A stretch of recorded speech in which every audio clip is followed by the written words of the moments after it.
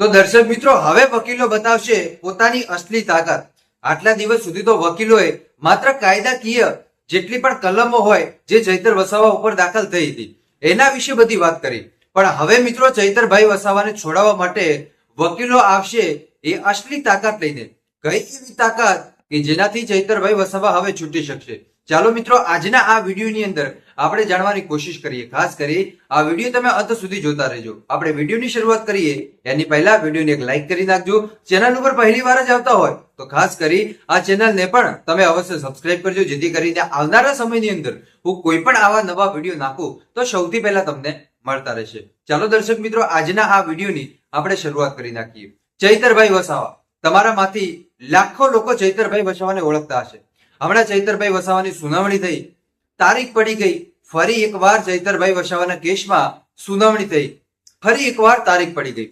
હવે મિત્રો, સોમવારના દિવસે ચૈતરભાઈ વસાવાનો કેસ બપોર પછી હાથ ધરવામાં આવશે. બપોર પછી ચૈતરભાઈ વસાવાને લઈને જે કાંઈ પણ ન્યૂઝ હશે એ તો આપણને મળવાના જ છે, પણ વકીલો પાસે હવે કઈ તાકાત એના વિશે જાણી લઈએ.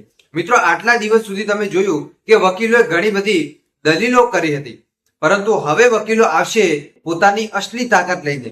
જે પોતાનો અનુભવ હોય ને એ અનુભવ હવે એ વ્યક્ત કરશે કે આપણે શું અને કઈ રીતે કરવું. કેમ કે અનુભવ ખૂબ જ વધારે કામ આવે, કોઈ પણ ફિલ્ડ હોય કે કોઈ પણ જગ્યા હોય. હવે અહીંયા ચૈતરભાઈ વસાવાને છોડાવવા માટે વકીલો પોતાનો જેટલો પણ અનુભવ હશે એ તમામે તમામ અનુભવ આ જેટલા વકીલો હશે 15 થી 20 જેટલા એ વકીલો લગાવી નાખશે. ચારેય બાજુથી પોતાનો અનુભવ લગાવશે.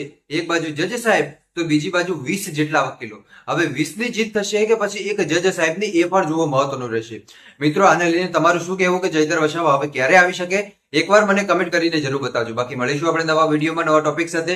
ત્યાં સુધી બધાને જય માતાજી, જય દ્વારકાધીશ. આગળ પણ આવનાર સપોર્ટ કરતા રહેજો. ધન્યવાદ.